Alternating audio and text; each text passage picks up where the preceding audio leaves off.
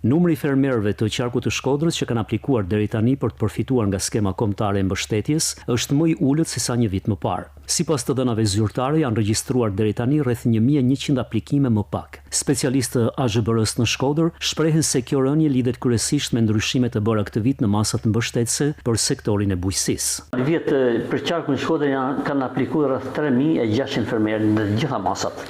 Ndërsa për këtë vit rreth 2500 fermerë. Një ndryshim thelbësor që i bën fermerët të mos aplikojnë në këtë drejtim ishte se vjet ishte minimumi 10 dylym për të përfituar nga mbështetja, ndërsa këtë vit minimumi ishte 30 dylym.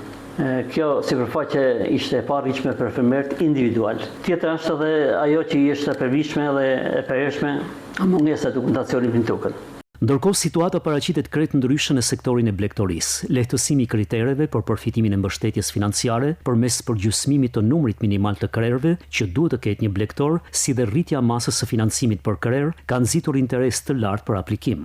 U zgjanu baza e përfituesve dhe gjithë kanë aplikuar. Pothuajse të gjithë blegtorët kanë aplikuar në këtë masa. Krahasuar me vitin tjetër kanë aplikuar 300% më shumë fermerë në masat e blegtorisë. Procesi i aplikimeve që fillimisht ishte parashikuar të mbyllej me 26 qershor, do të vijojë deri më 6 korrik, duke u dhënë fermerëve më shumë kohë për të përfituar nga mbështetja financiare e ofruar përmes skemës kombëtare.